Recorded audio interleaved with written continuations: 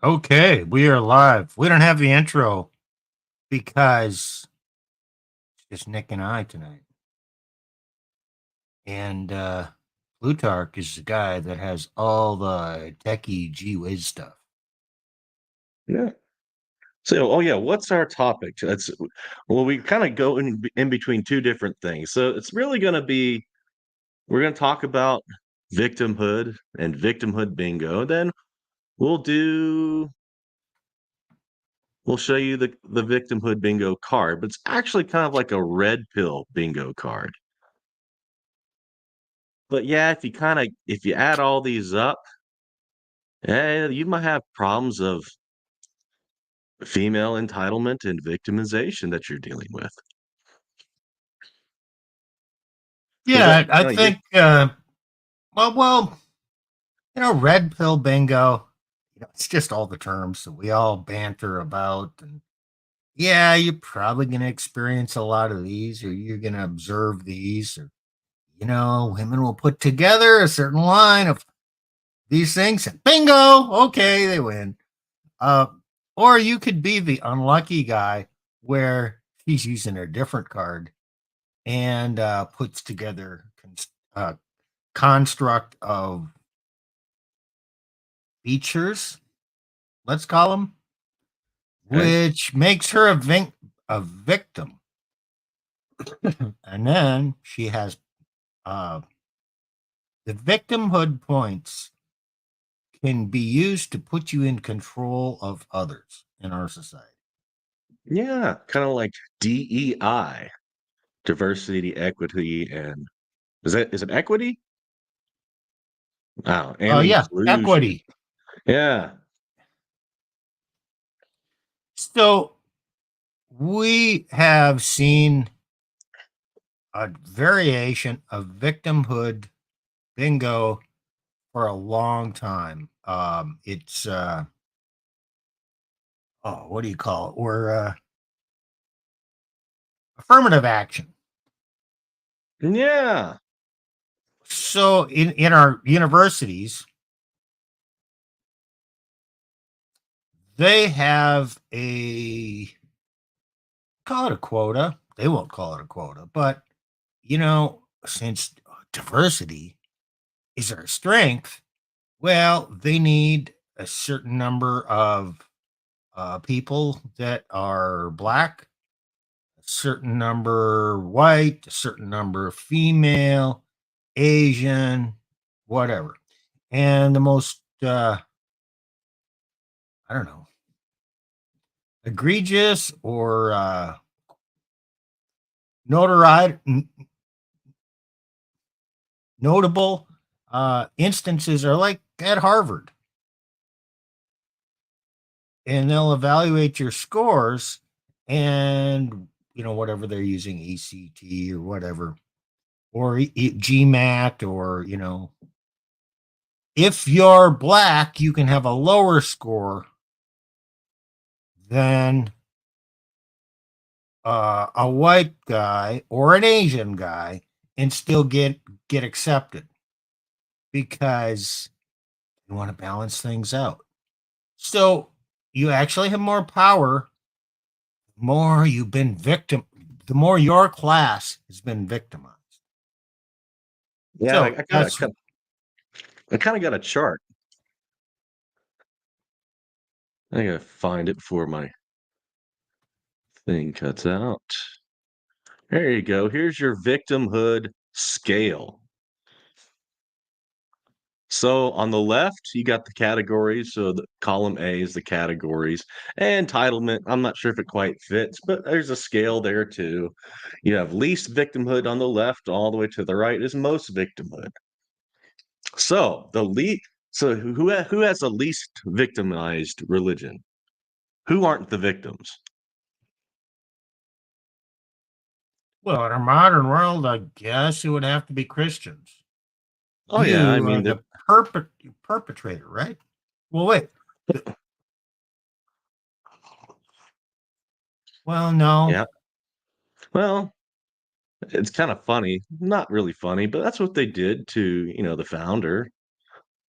Jesus Christ, the Son of God. They crucified him, say, look, if they hate me, they're going to come after you too. And you see Yeah, all wait. these. What did they call him? What did they nail on the top of his cross?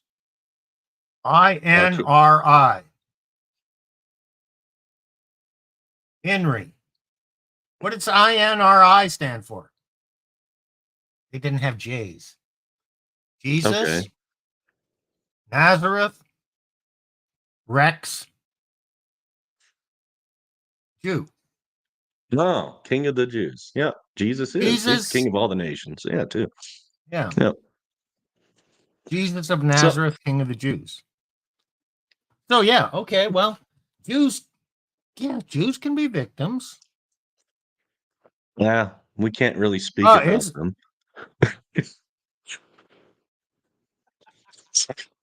well, we can't be very critical.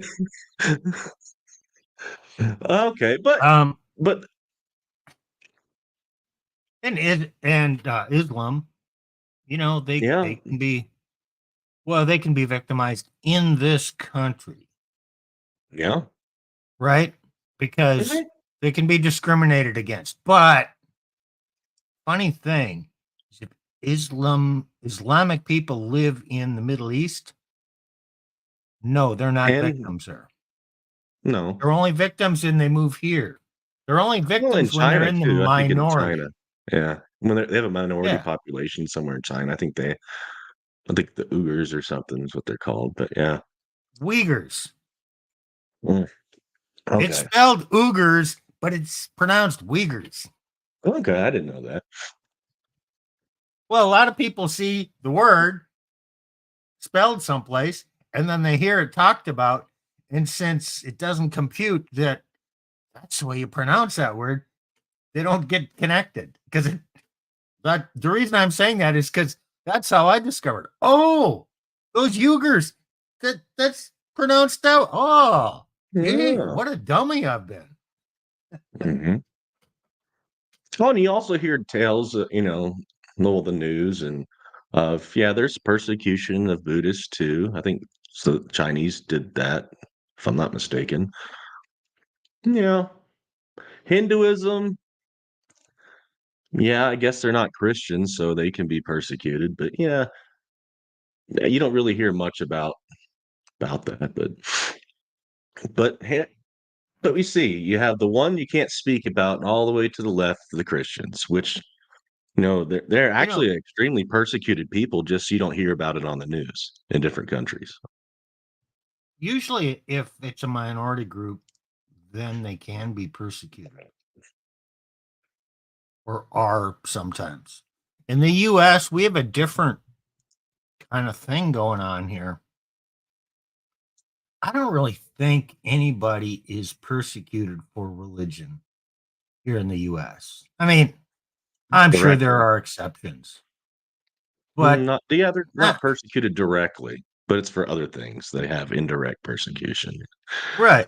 But here, since we have constitutional protections against discrimination for religious purposes, they Except in family actually courts. gain. Except in family courts. Well, okay, there's a special case here. Uh-huh. But yeah, if you're discriminated against, that gives you power and special privileges, except in family courts. Yeah, Because you actually can be discriminated against in a family court if you hold religious, uh, traditional religious views. Isn't that right? absolutely. Oh yeah, that's what happened to me. I was hiding behind my religion by, wanting historic what a historic traditional family is. It's described in scriptures and the church fathers up until about the 1900s. Yeah. But we have to move on to the next category Hmm. because you can only be discriminated against in family court for being a Christian if you are male, Right. because you are using your patriarchal antiquated views to be a domineering tyrant over your wife. At least that's the fear. I mean, No, and that goes into the calculations of how they calculate, who's a if you have to go through custody, you have a custody evaluator. In some states, they have where if the very fact each one can accuse one another with no evidence, right? But the very fact that one is male and the other is female, the male can lose custody just by that yeah, very I fact. understand that. But Yeah. a woman doesn't really suffer any discrimination if she claims to be a Christian No, and a female. But the no. man will Mhm. potentially, in the probably the majority of cases, be discriminated against because he's male and Christian. If he affirms his Christian values or principles beyond just a culture, if he's a cultural Christian, yeah, no one cares. Then you could go on kind of the LGBT scale, and that increases your victimhood because you're a special class. So if you're a homosexual male, oh, well, you're different. And they have special interest groups to protect their rights. They don't want to mess with that donation money. Nope. You cannot attack the homosexual male or the homosexual female. They are a protected class. Does that sound about right? Yeah, I would agree. Yeah. And then we have this new one that's been all the rage right here. Transgender.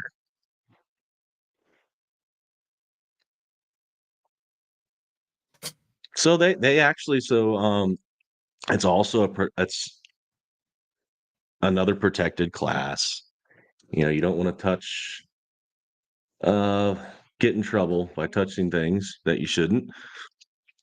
Hot topics of the day, judges need to get reelected and appointed, and you don't want to ruffle those feathers. You can ruffle the feathers of, the white Christian male or just Christian males, but you can't ruffle the feathers of protected class. It can get you in trouble.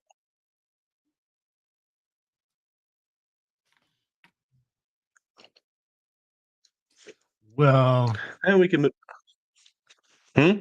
it's just being critical of some of these groups can land you in trouble. You don't have to advocate anything. You're just critical. I don't like them, or I think their philosophy is wrong, or I don't think we should be doing this, or whatever. Uh, you're not And I'm being back. tolerant. I'm back. Oh, Okay. okay. Okay, so just being just being critical or criticizing a person in this category, even if you're not criticizing them for that trait, if you criticize them, they may cry foul.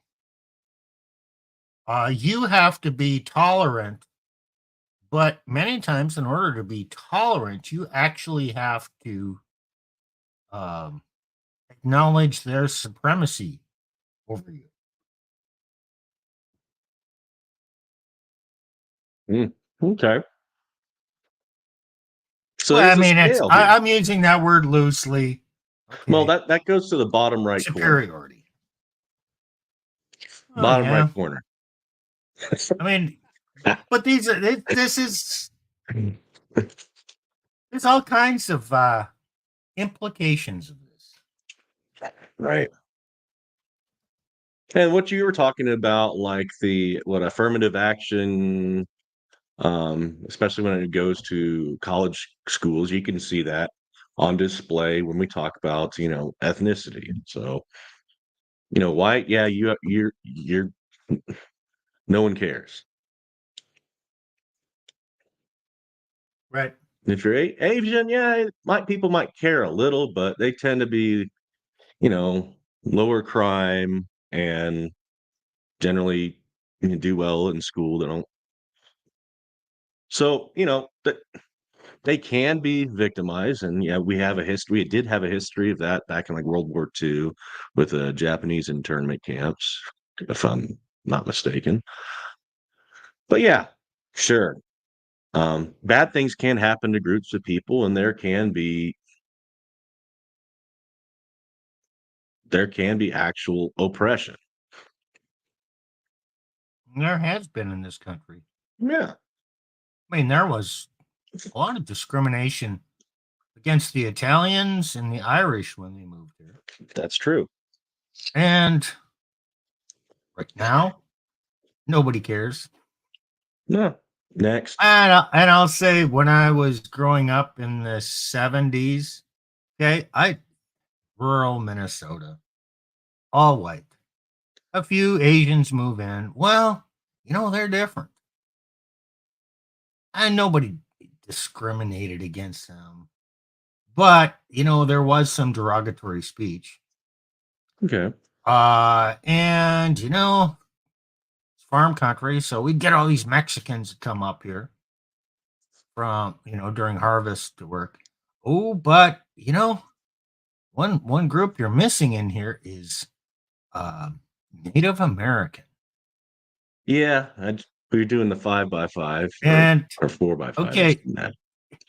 yeah, I say this, and I've told I deliver groceries to a couple stores up on the Red Lake Reservation. Okay. And there's a lot of Native Americans. And you know what? I get along just fine with them. I actually like to talk to people about controversial issues sometimes. And it's the subject of relations between the white people and the Native Americans does come up. And sometimes Native Americans, Indians, are kind of derogatory towards other Indians. That's But true.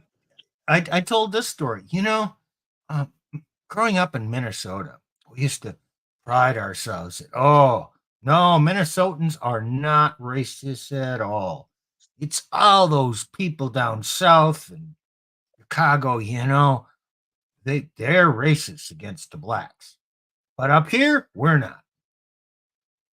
Okay, that sounds good. But you know, those same people who say they're not racist, ask them about the Indians, and oh, they'll give you an earful.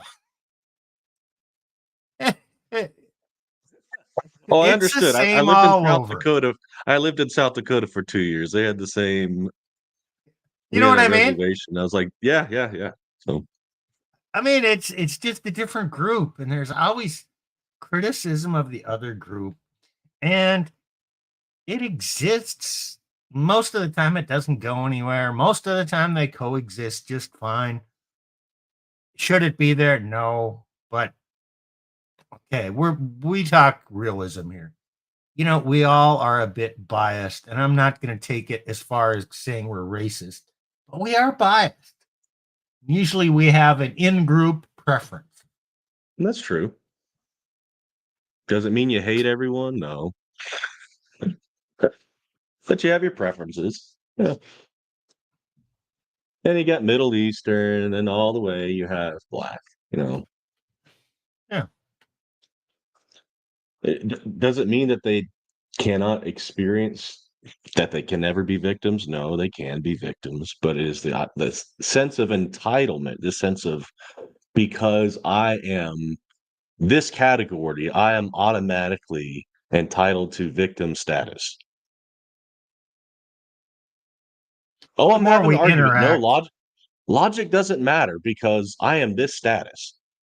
Oh, but no, you can change.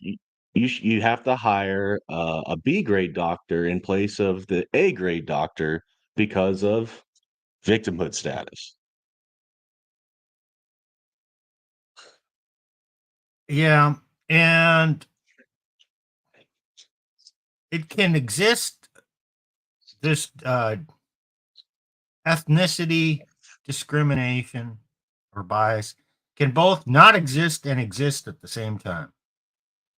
For instance, right, I mean, I've worked with black, I'm a truck driver, so I've worked with black truck drivers. They've been employed, same job.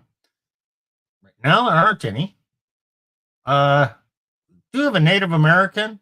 Well, you do have a Latino guy, Okay. and you work with these guys, and pretty soon you don't care. I No. don't care what color your skin is. Oh, and I've had work talk to Kurds and uh,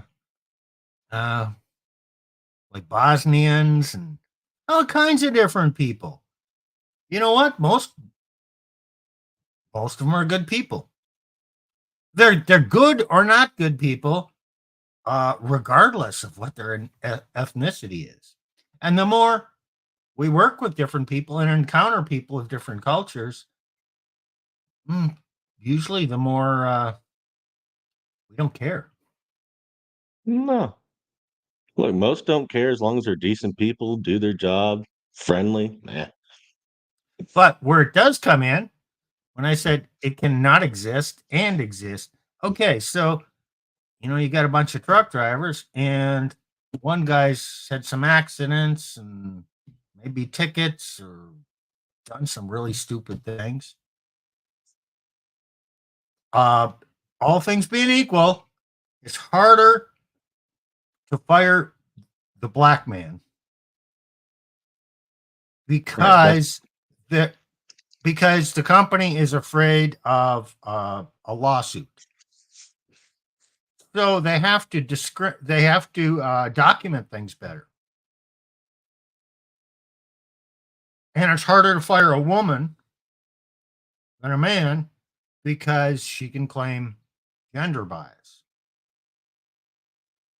And okay, I don't know if this happens because I've never been in a hiring position, but it's been said that sometimes companies will choose not to hire people from these groups because they're harder to fire. So they don't want somebody with these special status. They're not really discriminating.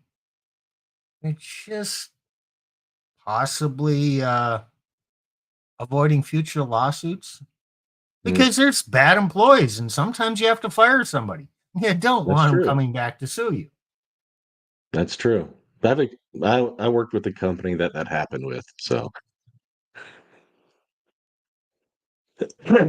I had already been like a pastor for like almost a whole year, right?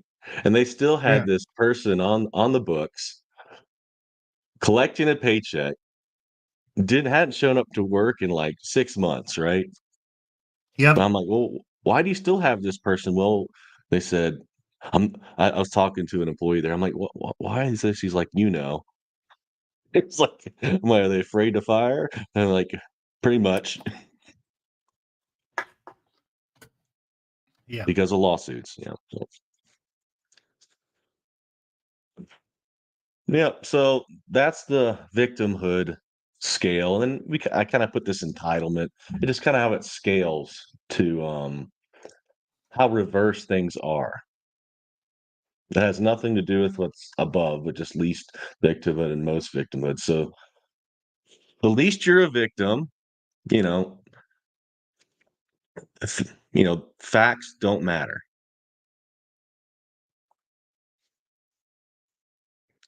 So the least victim can use facts, right? But the facts Right. don't matter.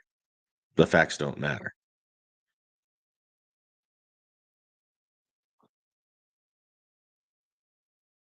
Then you can move on to feelings, right? Oh, then Sure. the feelings start mattering a little more than the facts did. The facts do matter, but they don't matter for those who are the least victimhood. But the further out you go to most victimhood, you have feelings matter over facts. Then the delusion, the confirmation bias, their delusion is confirmed of their feelings, then not only that, but society has to validate that delusion and feelings contrary to fact. And it can even go so far, and we actually saw this. Was it 2021, 2020, where everybody was kneeling to a certain group of people? A pedestalization in the red pill, we call it, of a certain group of people.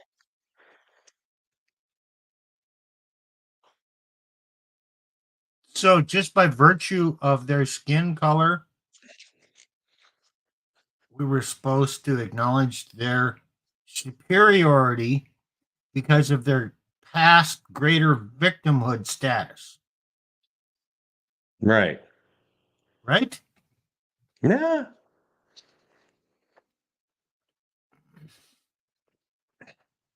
Well, that's how the victimhood scale works. Now we can go.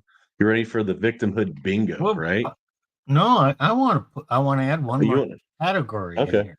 Okay, what's that? Political persuasion. Well, yeah, I could have done that. I didn't think about that one. Okay, on a scale on the victim, who's a greater victim, the Republican or the Democrat? Democrats. And why is that? Because they purport to be the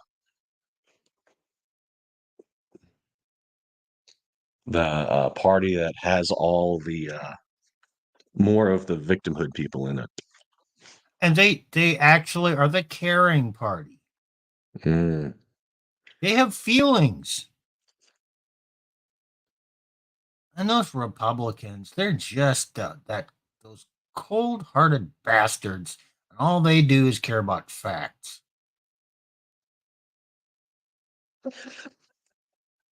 Oh, But Republicans, don't you know they don't have any compassion?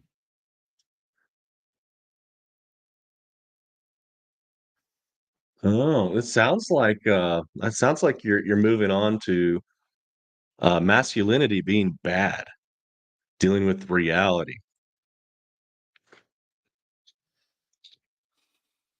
Well, that's kind of part of it too.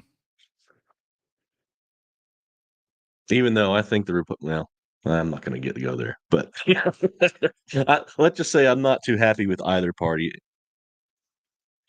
But I digress. I'll go to victimhood bingo. So this is a scale guy. Just keep this back in your mind, and maybe you can connect some dots. And remove.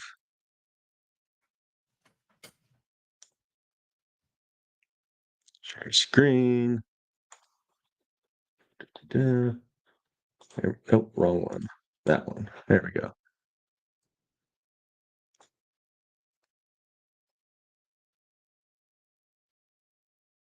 There you go. So this is the victimhood bingo card. Or I called it red pill bingo. Okay, I think it's more red pill. Okay, yeah, you can get a victimhood combination in here. But this is just set up with words. Like a bingo Okay. card. Okay. There's no spectrum of continuity, greater or lesser, red up, down, whatever. It's just things. So, for instance, in the red pill manosphere, we talk about do women have agency? Do women act accountable? They think they're not accountable. Oh, okay. No accountability. I mean, A1. A1. that No accountability. that's been talked about, and women have been accused of having no accountability. Now, okay, is it true? Is it not true? Well, It okay, tends to there's be a true. debate there, but it is debated. Therefore, it goes up here. Well, remember the victimhood scale. They're to the right of the man. So in the DEI score, they have less accountability. They don't have to be as accountable as the male. So you're saying if you are a victim, it's not your fault, and therefore you're not accountable. Yeah, well, we also tend to think that, man bad, woman good, you know, like even in the church, the man bad church, man is always presumed, even in like we talked to the family courts, man's presumed to be a lot of times the aggressor, man's presumed to be controlling, man's, he but you and the things that he does wrong, they make sure that that's known by everyone and they will hold that man accountable. But if a woman does something, chances are society, the courts, and even the church will not hold a woman accountable for her actions. Somehow a man did something wrong. Right, because she's a victim, therefore Right. it's not her fault. And she'll tell you that.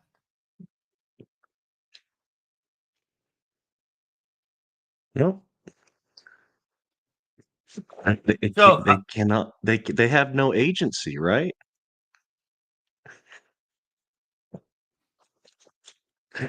that's been debated a lot. Sometimes they like to say they have no agency. Other times they say they have a lot of agency. Some men like to say women don't have agency. Actually, they do have free will. And if you're Christian, agency means ability to act in your free will. So by definition, if you're a Christian, women have to have agency. Otherwise, Also, they'd they all go to should. heaven. Yeah, so Do there all is women go to heaven? accountability. No, neither do all men, but Okay, no, well yes, then they the have answer is no. agency. Yeah. Right. So they should be held accountable, right? Because Christ, when he returns, he's going to hold everyone accountable. You can't, you can't get him to simp his way out of it. Yeah, I don't think has anybody ever really accused Christ of being a sin. I guess that kind of has been a theme some places, being the nice guy, the buddy Jesus. I mean that there's been there's that concept of the effeminate Jesus. Right. Well, their boyfriend Jesus, right? He never tells them that they do anything wrong. He's always there affirming them, loving them, supporting them, encouraging them on. Yeah. He'll never treat them wrong. So anyway, let's just move on to Yeah. the simp. All Okay. right. E1. Simp. What's Now a we simp, all know Steve? that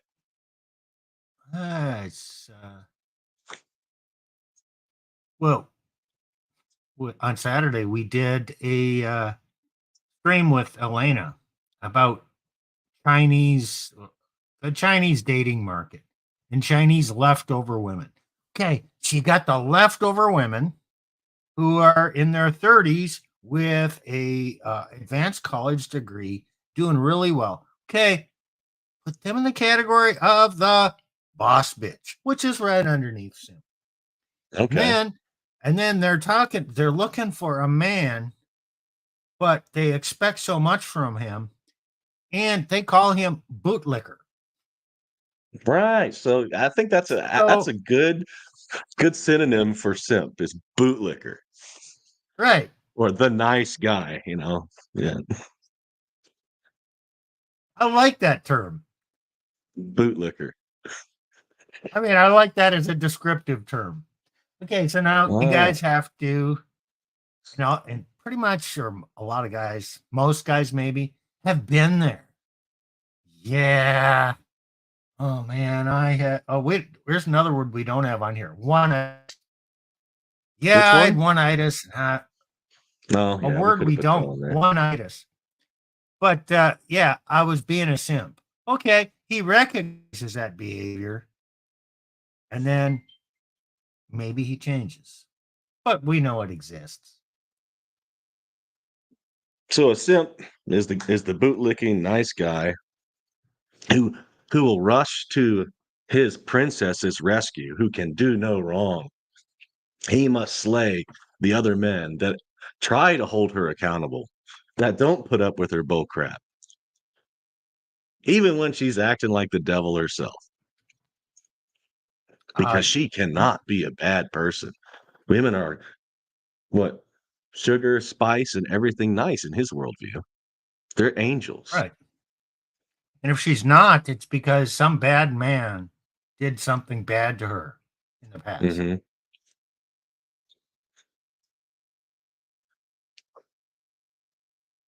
And yeah, some things do happen.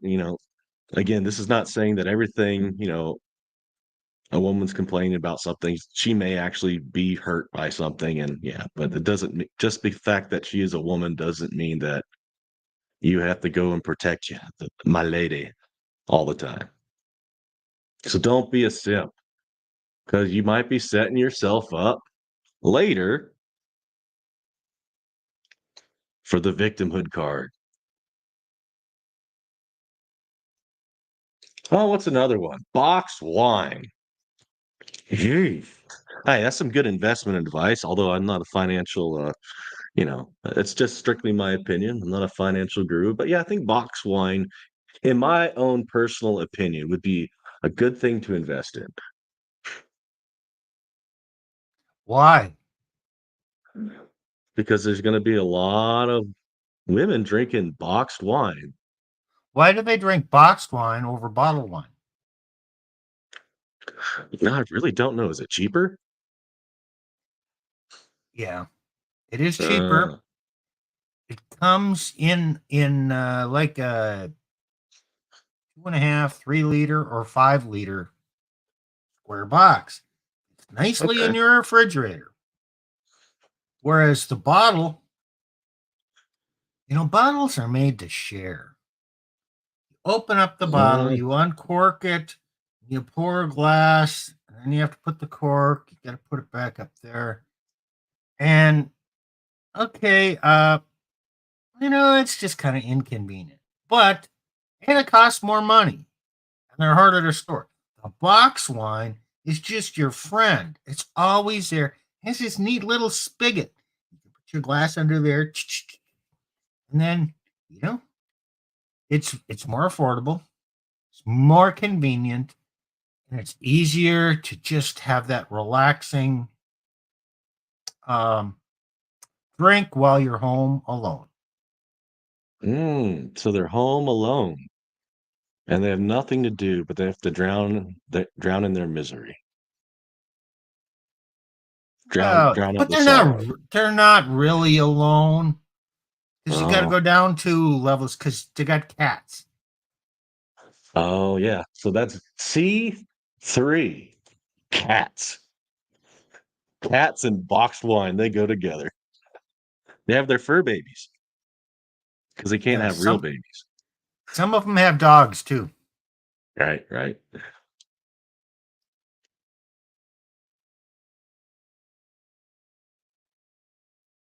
But you know what? They got box wine and cats. Do they? And let's say they're never married or divorced. Where do we go next? Are they in that situation because of body count? Maybe. Maybe. They could have a high body count, but they don't have a stable guy anymore. They've run out of time and they're kind of drying up. And the men their age notice that and tend to avoid them like the plague. So, what's their solution to companionship? Ooh, cats, pets. No, just look down right next, the next one down. Oh, situationship. Well, oh, so the guy that they're kind of hooking up with, but they don't want to define it because that might scare the guy away. Or the guy doesn't want to commit to an Yeah. exclusive boyfriend, girlfriend. It's the Uh-huh. situationship. It's the friends with benefits. Yep. When I just need to get that when I have that urge, and he calls up, says, "Yeah, I'll drop by," and you get down to business, and then okay, see you next week. See you later. It said no strings attached, Oh, yeah. but it just sounds so bad to say friends with benefits. It's much easier to say, well, we're just in a situationship. We're in the talking stages. Oh, okay. Talking stages. Is this the naked talking stages or the Exactly. clothed talking stages? Because if they weren't screwing, right, it wouldn't be uh you'd just be friends. Yeah, okay. When we watch whatever, you hear women talk about their relationship status. Well, we're in the talking stages, or we're in a situationship. What comes after the talking stage?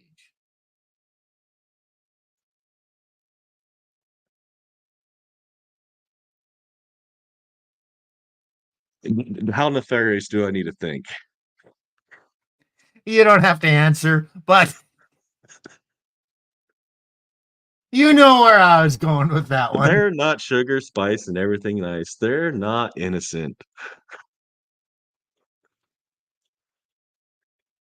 If they're not screwing, they say, "Oh, well, we had a date," or "We're just friends." Yeah, there's not this situationship bullcrap if they're not Elena screwing. thinks that high body count comes from the talking stages. Oh, yeah. Mhm. And a situationship is another way for women to keep their body count lower. What? Does, because her body count only includes those that count and doesn't include those that don't count or that she can't remember. And if it's a Right. situationship, it doesn't count. No, if it's a situationship, it might kinda count, but it's only one person. Oh, Kinda okay. like a boyfriend, girlfriend, it's just one person, so the body count is not as high. So that takes up the time space versus But she might have she can be in a situationship with more than one guy. and that does happen a lot. Then a guy, okay, let's not be discriminatory here. A guy can be in a situationship with more than one woman. He's not going to call it a situationship. He's just going to call it's a booty call. It's a friends with Pretty benefit. much. Pretty much. She's not up in this fancy language. No, that's usually a soy boy.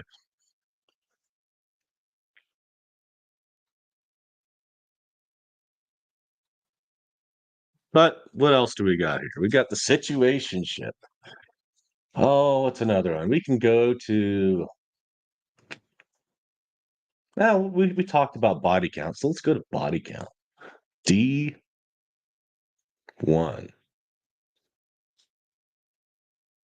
The higher the body count, they say the less likely it is for a man to be able to pair bond with the woman.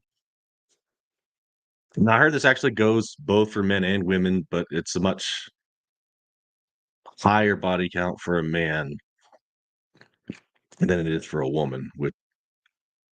Is that correct? That's what I believe. I don't know if there's firm documentation on that. I mean, there is statistics, and they've done correlations with divorce and the number of partners a woman has had. Probably done it with men, but I'm not quite sure how that relates. But I know just from experience, there have been stories and even friends of that I know who men who have, had a lot of fun in their early 20s. And then they seem to be able to find a woman, generally she has a lower body count, get married and stay married. I mean, generally they're not the one that files for divorce. So I just don't think in my experience the number of bodies does not affect men in the same way or with the same number. Were the men to get that, where it does affect them, yeah, they're probably up in the hundreds. Where a woman is in 5 to 20, 30 range. Right. Now, I think didn't we have Plutarch on here and he was giving stats with like number of marriage partners. I don't know if we did that or some other podcast I was watching, but you see the less likely for the marriage to stay together is specifically the more partners, more body counts, not partners, but sexual partners, put it that way. Sexual encounters, body counts that they have. So the more they Yeah. sleep around, less likely the marriage is going to work out. Yeah, well, let's not stay on this one. It's been talked about Okay. so much. We're not trying to hash these things out. Okay. But false Let's go to accusations. you want to go that one? Oh, that's a big one. False accusations. Well, we talked about that. The higher you are on the DEI scale, the more you can make these accusations and it's believable against the other people. It's not always 100% that way, but you have more clout before especially like in a court setting if you are um, if you're not male, and if you're not white, and et cetera, and et cetera. Well, let's combine no accountability, I feel, body count, rationalization. So if Okay. you have a one night stand with a woman, it becomes known, and everyone's going to know that it increases her body count. And maybe she could even been in a relationship. So her rationalization and her feelings will say that it was a forced encounter because is not taking accountability, and therefore she makes false accusations. Hmm. Hey, this is like a storyboard. Yeah. You can combine these things and you have a bingo.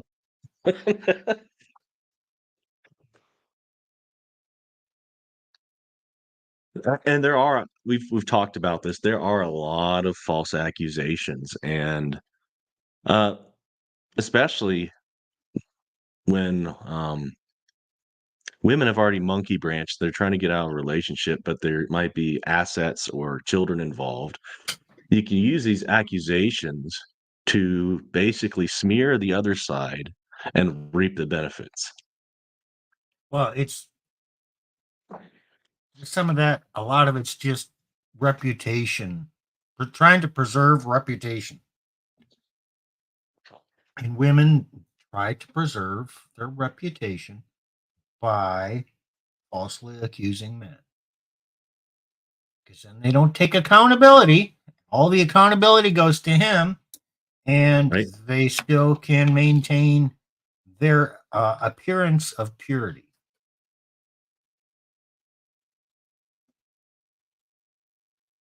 Correct.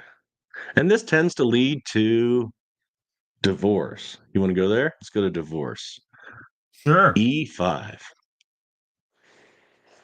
Yeah, in divorce, you have false accusations. You have no accountability for the woman. You have the rationalization. Oh, you got that I feel box Yeah. and strong independent. Hmm. Okay, you want to go to I feel and strong independent now, or you want to relate all of them to it? No, I don't care. Let's go to We can I skip feel. around. Okay. All right, there's I feel Yeah. right there. So, again, do facts matter? Not in that box. Not in that box. The facts don't matter. Even in court, sometimes the facts don't even matter.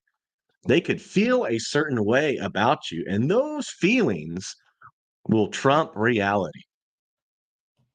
Feelings with no evidence, or because a woman feels a certain way, you are obligated to validate those feelings and agree with them and sympathize.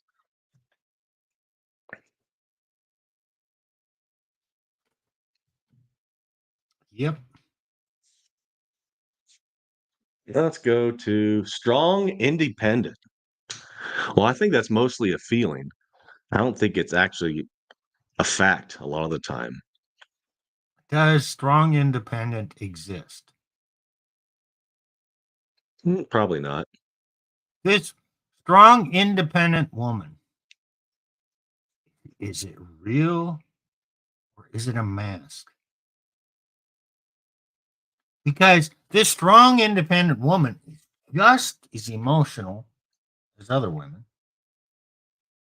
As okay, she's strong, independent, she's a career woman and she's going, and all of a sudden, oh, I want kids and I want a man and I want companionship and I don't feel secure. Uh, I think strong, independent is kind of an act. Oh, yeah. Well, especially with the single mommies, right? So I had some women talk to me like, I'm sitting there minding my business, and they try to, I know what they're about, and find out that they say I'm a boss bitch, or a lot of times, and that comes up with I'm a strong, independent woman, and they're kind of synonymous. Uh, and then I ask, oh, how old are you? Okay. Somehow I find out they have kids, and I'm like, oh, that's interesting. So, are you getting child support and alimony? Yeah. I'm like, and you still think you're strong and independent? The feels. Ooh, they get angry when you say that because it's a mask and you remove the mask, and they don't like that because you're not affirming their delusions. Do any of these women claim? Do they actually use the term boss bitch? Oh, I've had one, probably two. I think one or two. Yeah. And I think they thought that that would make them attractive. Like, do not pass go. Do not collect $200. I'm out of here. Oh man. So we've done that. Oh, let's do let's do partner.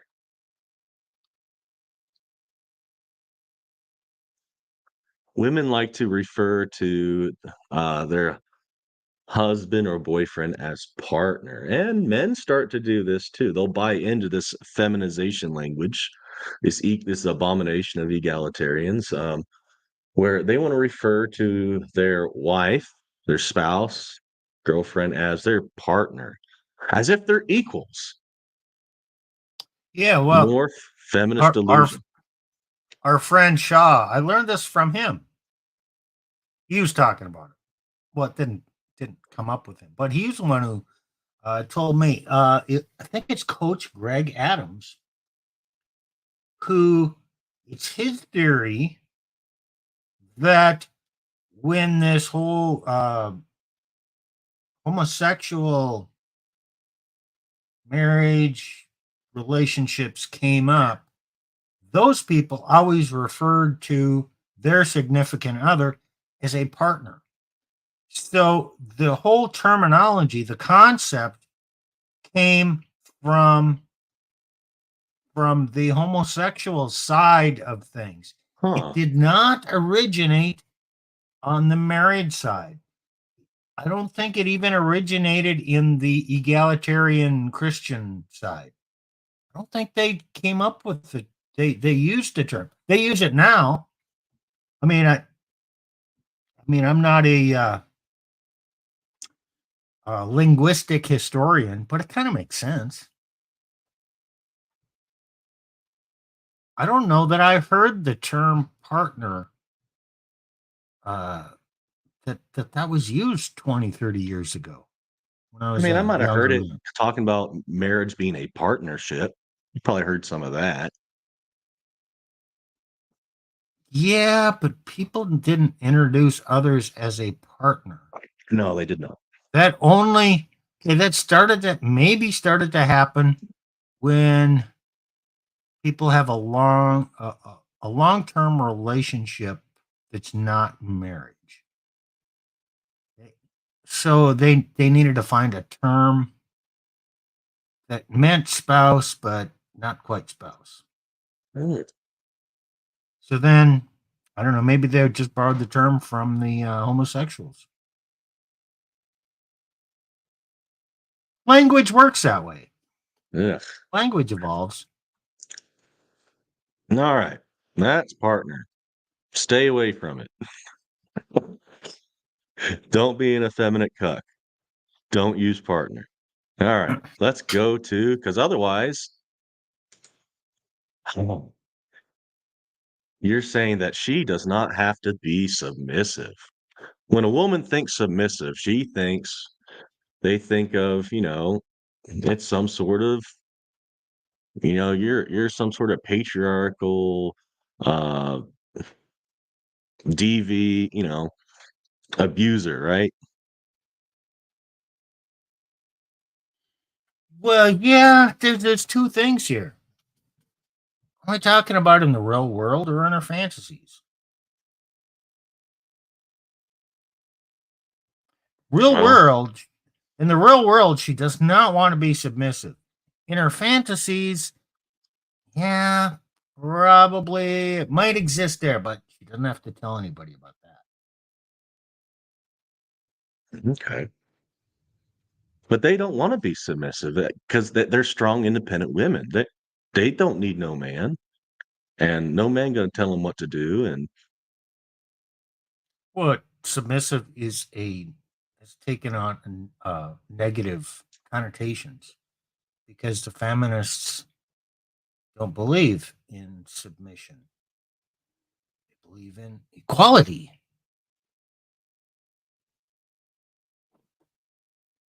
well, yeah, well, equality, equality. Yeah, we're all the same, but biologically speaking, we're not the same in so many different ways. Yeah, we're very similar, but there's significant differences.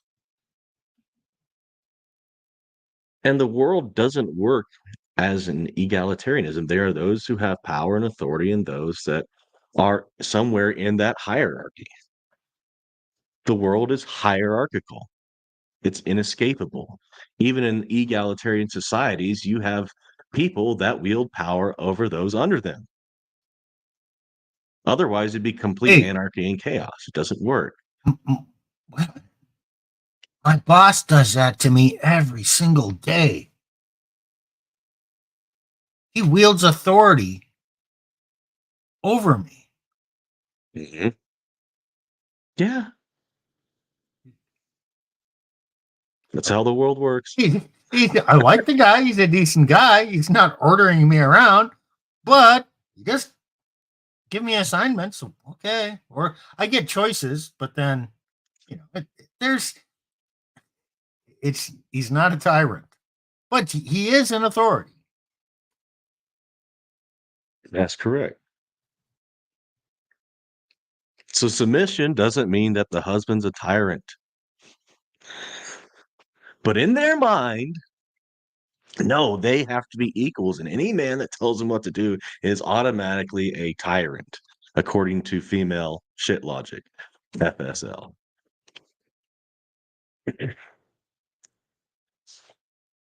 All right, let's go to 304.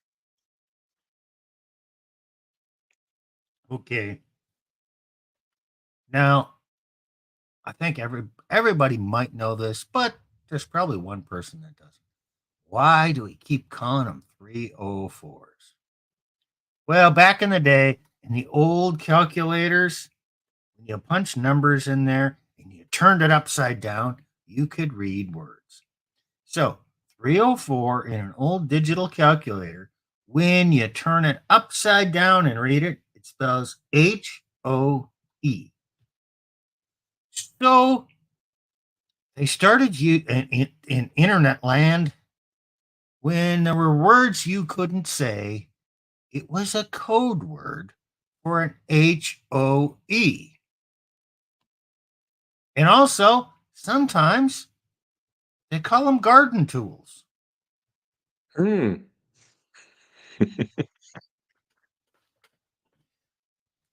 I mean, let's face it, there's always new people coming into the red pill world.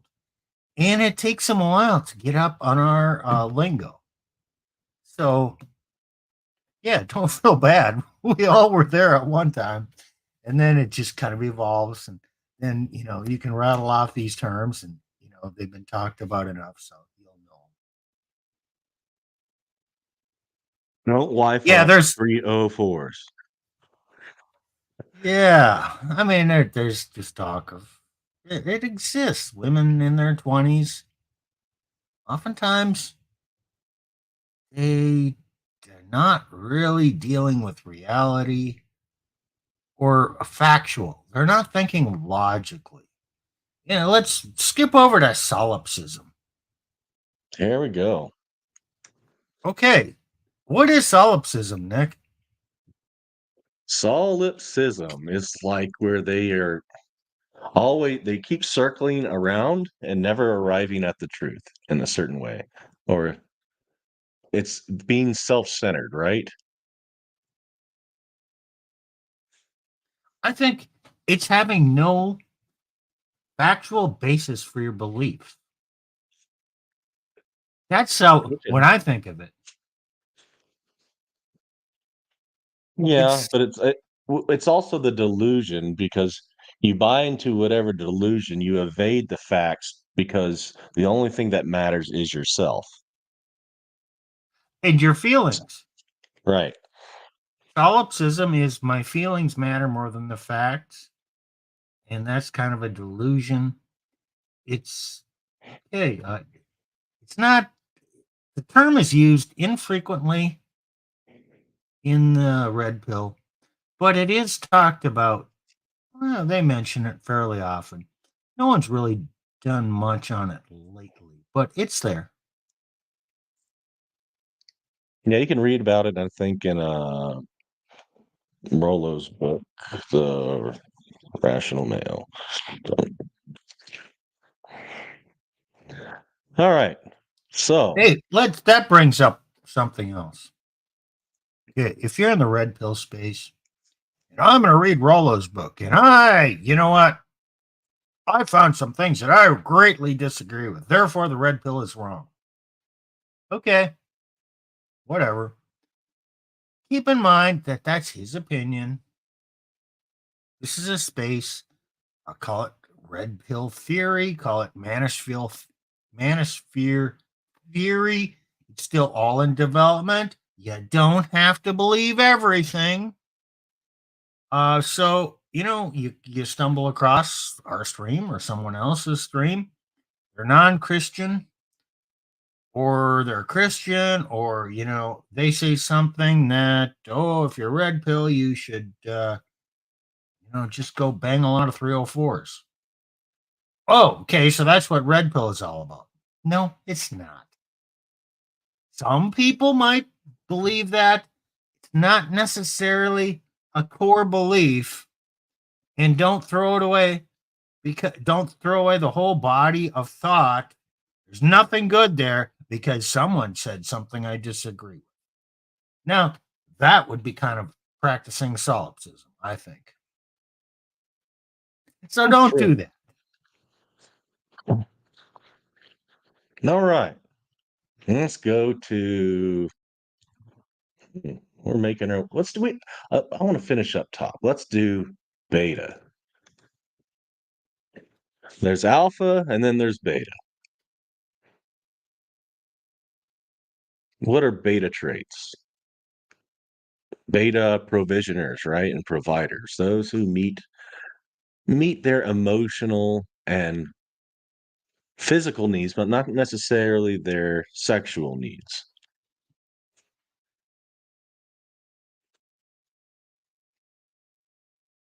Well, you know, what's the perception of a beta? A beta is also a simp. Right? A beta is not dominant.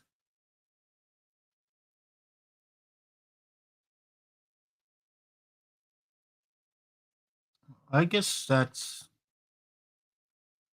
a beta is more tries to be in touch with a woman's feelings.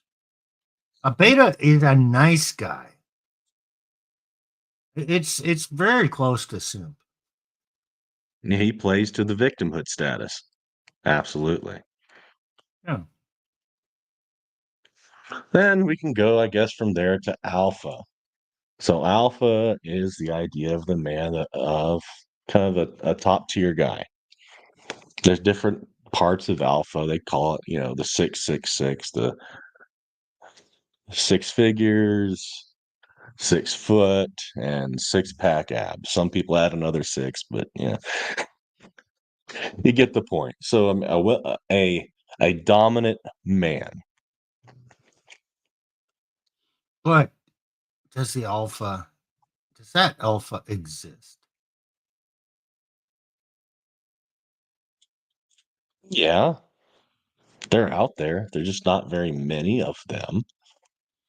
Okay, theoretically. Are we talking about If Omni-Man? it's Are we talking yeah, about Omni-Man? yes. The alpha is Omni Man. He has it Right. all. So when the woman compares you to this other man, like I could have done better.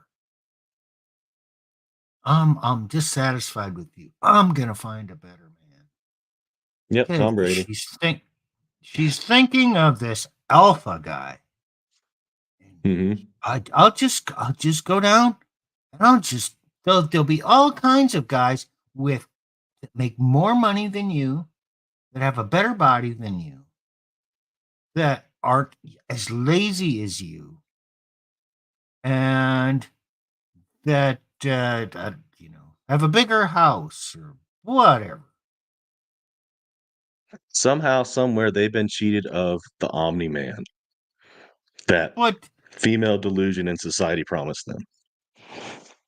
okay, I mean that man doesn't really exist.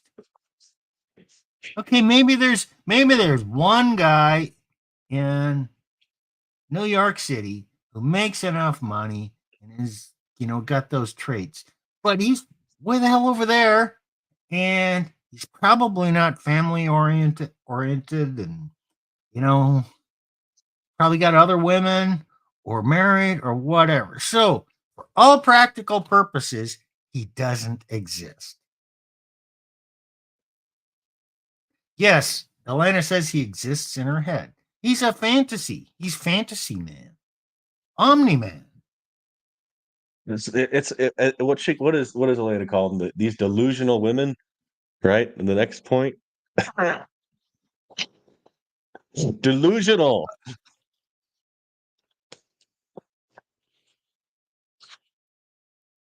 Yeah,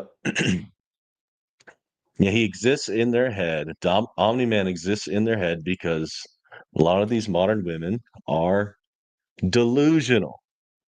They are not living up to reality. They are not living in reality. because they're also not held accountable.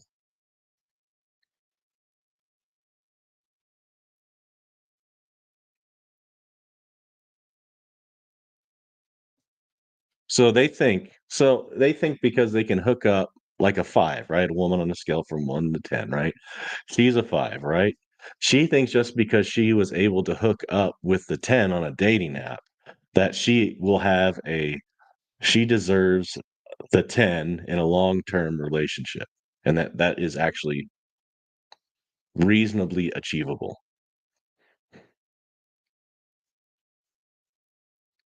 Yeah, well, at least that the 10 is available. The 10 isn't available. The 10 is there. He might do a pump and dump, but that's his nature. He's used to that. Okay. You think you're his first. You think you're his best. You think even if you did have a relationship with you, that you are so awesome that he will forsake all other women and he's going to be totally satisfied with you and not dump you or not keep you around, but get some on the side. Yeah, I think he's that kind of guy. Well, okay, maybe that's what you want. If it is, go for it. If you think you can capture one of these elusive Omni Man alphas, hey, go for it. But you know what? Is No, they'll more end up likely with box outcome? wine and cats. Oh, that's why you're investing in box wine, right, Nick? Oh yeah, and kitty litter. I should get kitty litter and cat food too. That should be other things.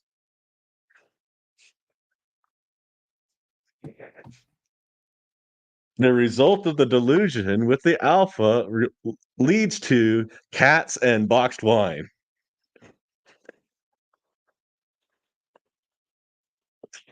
Oh,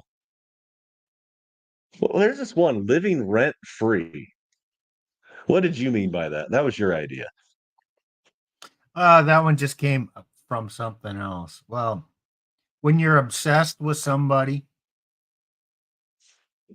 um, and you keep talking about them, even though they're really not doing anything to you, and you're obsessed with them either negatively or positively, they're living rent free because you're revolving your life around that. Hmm. So I guess, for example, you could say Omni Man is living rent free in her brain. Or, you know what, uh, Nick, you're such a bad man that your ex wife may still, she's got this grudge. She needs to make you the bad guy so she can not be perceived as in the wrong here. And she's going to, deny you seeing your kids. Okay, every day you are living rent free in her brain because she's going to get even with you. Even if you don't even have to be doing anything. You don't have to be within 1,000 miles of her, but her life is still, she's still obsessed with that guy. And it could be positive. In your case, it's really negative. Probably negative. Yeah. Or okay, Elena has a good one. The simp, the beta man, sees that woman. And she smiles at him and says hi. Oh, now he's obsessed with her. He's living rent free in his brain for the next 6 months. Or she might be living rent free in his house. He's not an alpha enough to actually pull that off. Oh,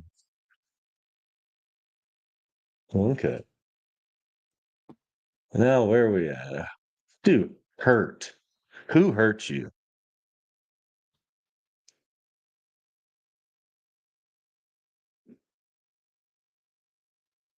What's your when people ask you that, Nick? How do you answer? My feelings are not the basis for my thought. Facts are. Okay, that It's a way works. We to got to evade come up fact. with. It's a way for them to evade facts and point out something bad happened to you, so therefore we're invalidating facts based on feelings. It's actually uh it's a logical fallacy. Oh yeah, I know. But we got to come up with kind of a quip, a, made a way to make that just sound silly.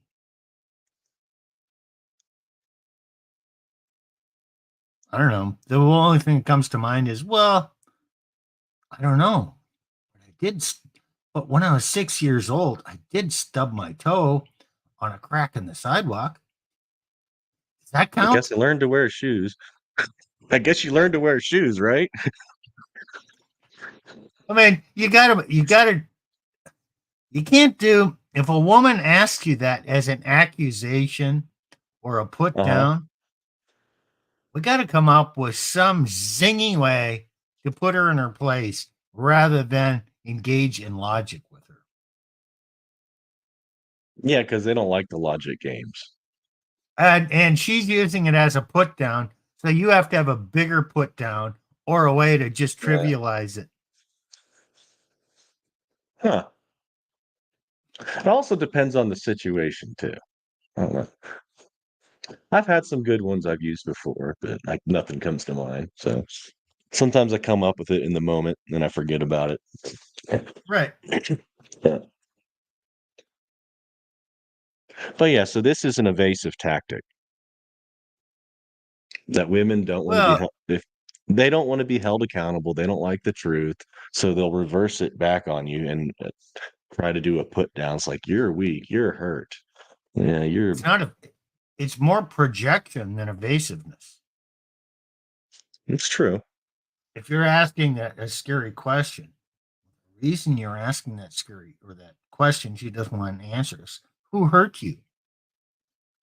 Okay, you wouldn't be thinking this way. So it's a flaw in you, not in her. So it's a projection on you. Deflection and projection, I guess evasiveness too. So all of the above. Okay. Oh, tattoos. There's some debate in the red pill manosphere space about women and tattoos. Like I think Rich Cooper thinks that tattoos is a red flag, so something that you should avoid in women. Well, I think like Paul Bauer and other guys, they're like, nah, we like tattoos. It's not a big deal for us.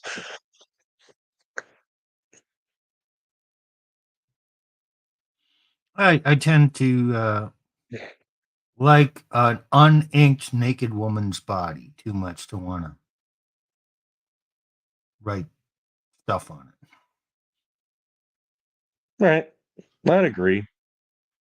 I don't think you should Um, try to improve something that should already be beautiful in the first place, but you actually detract but from it. you It's know, like putting and graffiti on a beautiful building. exactly. Rich Cooper does talk about the pain involved in getting tattoos, and it does say that there's. I think he said that something relates to that. That she's got pain in her personality, and she needs to ink her body with something symbolic. But there's pain there, and I've heard other people say that tattoo artists, a woman is being that vulnerable with a man who is a tattoo artist, yeah, there can be a lot of hookups going on there too. Oh, Wouldn't surprise you, would it, Nick? no, no, not at all. Because she's being penetrated physically. and painfully. Yeah. And now there's touch going on. And There's she's some sort being of receptive. right, right. So maybe she's still going to be more receptive.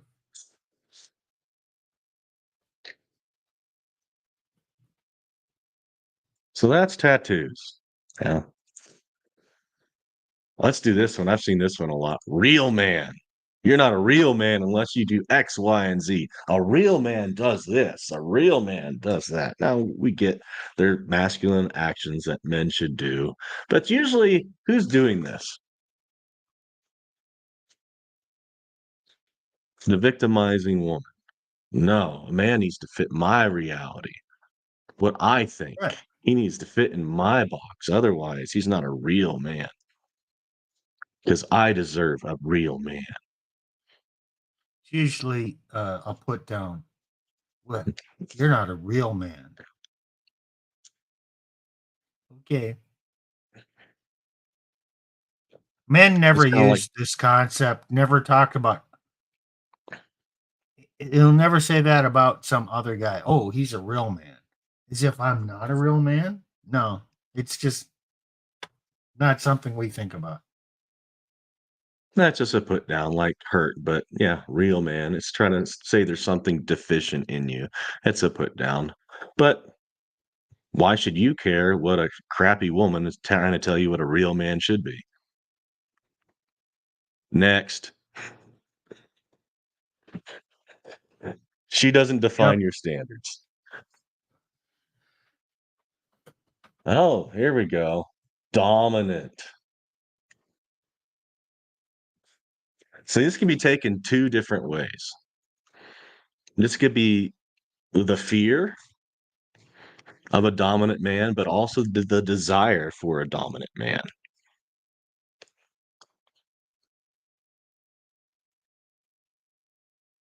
But Kind if of like he's the if he fear of being submissive, but still wanting to submit to a man in their fantasy. but if but Nick, if he's a real man, he's gonna be dominant when she wants him to be dominant. And he's gonna be as sensitive when she wants him to be sensitive. That's the real man. Oh, so he serves her basically. He becomes uh, her her servant leader. Yes. Okay, you're getting this figured out now. Yeah. Okay. But they really do. But in reality, most women do want a dominant man, like RP Thor talks about a dominant masculine presence. But they don't want to submit. They don't like the idea of having to submit to a man's dominion, his rule, his authority. But they get the tingles for the dominant man.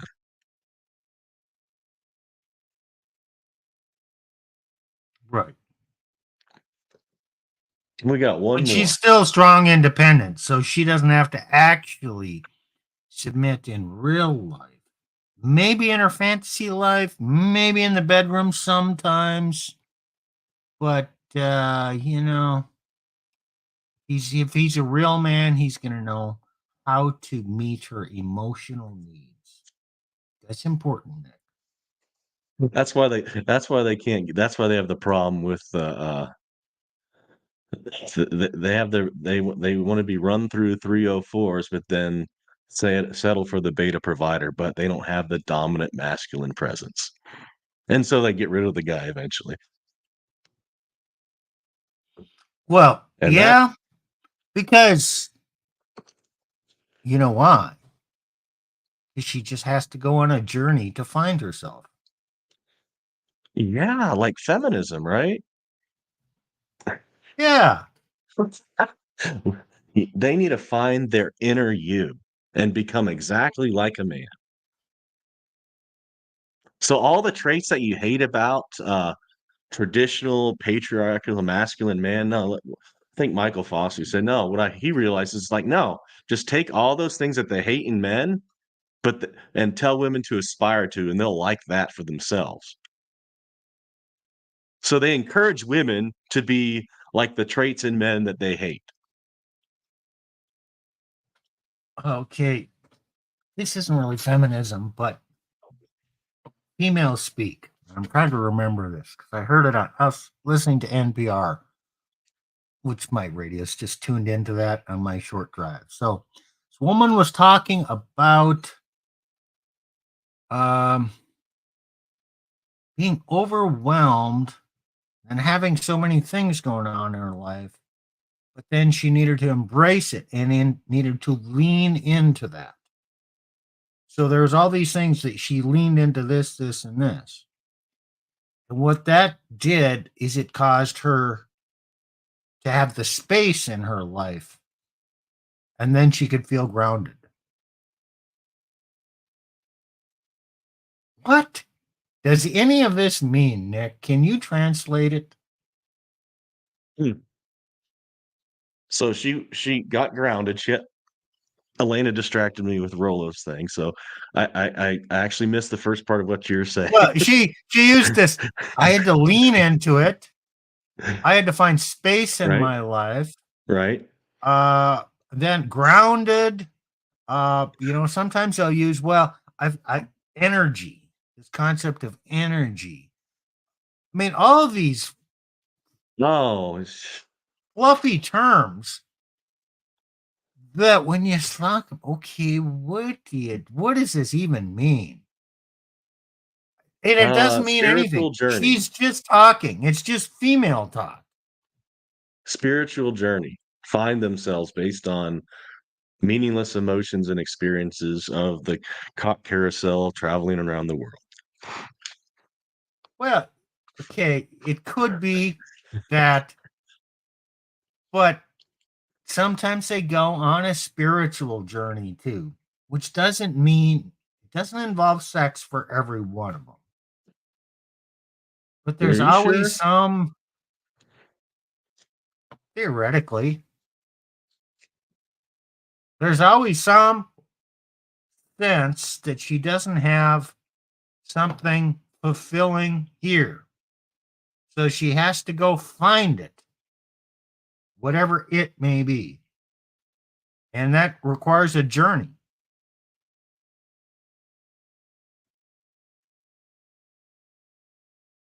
I don't know. It's interesting. But Sounds like feminism witchcraft. says that this is okay. Sounds like And that, witchcraft is okay with me. That's what feminism says. well, feminism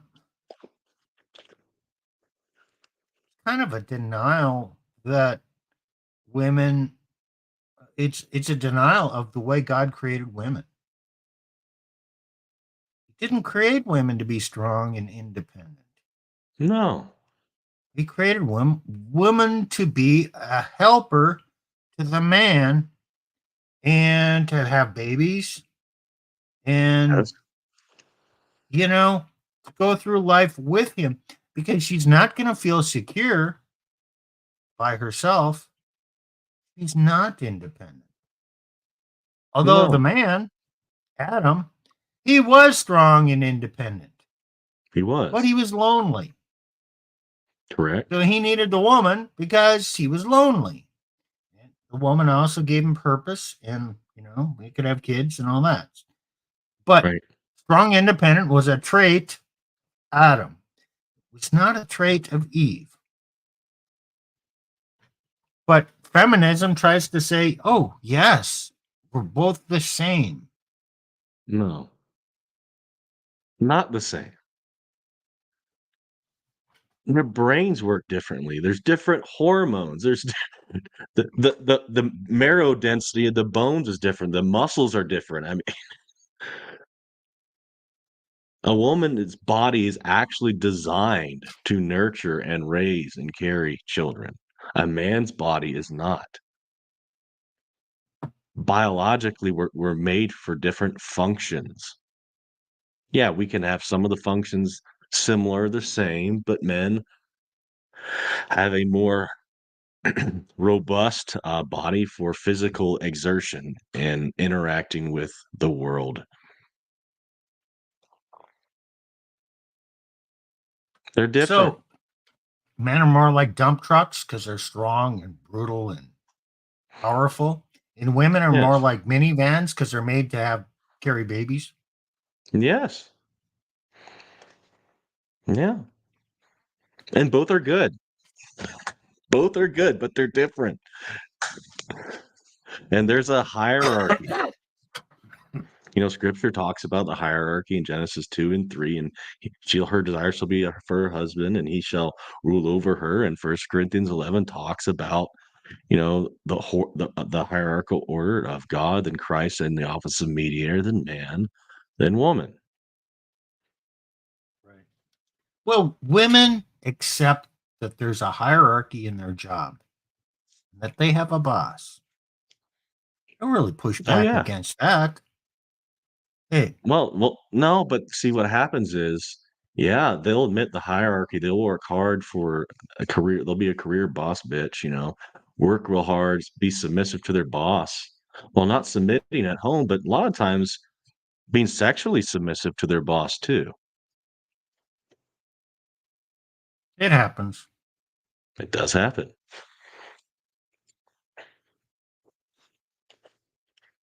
So yeah, feminism. It's a delusion.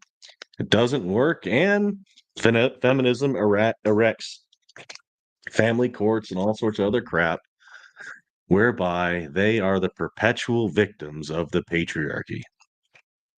Kind of like we talked about in the beginning, right? Kind of, yeah. Yeah. So not everything And in we this already victimhood bingo card is directly related to victimization, but you can kind of connect the dots. So this is kind of like red pill bingo, but within the background, you're thinking of victimization.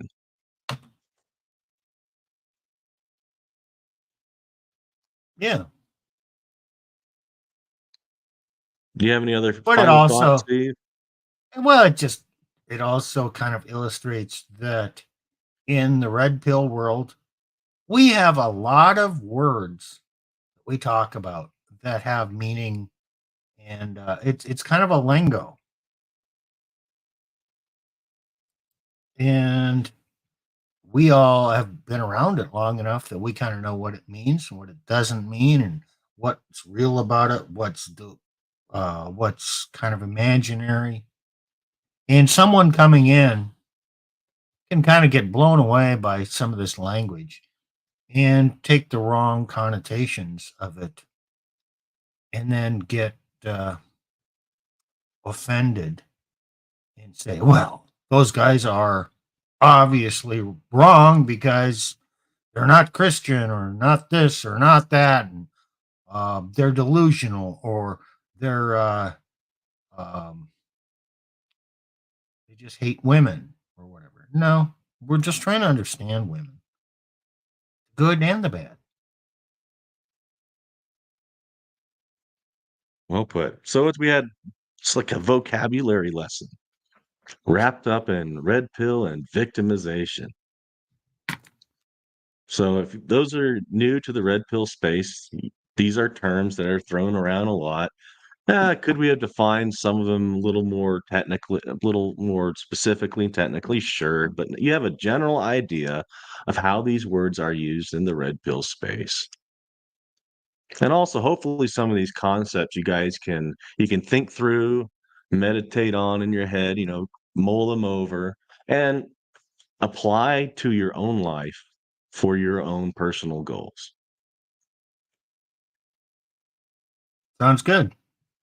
And some housekeeping. I think on Wednesday I'm leading counterculture sexuality, and so we'll be kind of going back to the basics, and I'll be asking, what is effeminacy? What is an effeminate man? Because a lot of the red pill addresses how not to be an effeminate man. Because women do not like effeminate men. They don't like simps. They don't like the betas, except to extract resources and attention. What kind of, how does it make them feel? What does They it feel give the them? ick, Oh, yes, that's what I was looking for. the ick. You don't want the ladies to get the ick, guys. They may not like you. They might think you're an a-hole, but they don't have the ick. If they have the ick, there's no recovery. All right, guys, we'll see you next time on the Resurgence of Sanity. Please like and subscribe and send us some comments. Have a good night. Good night.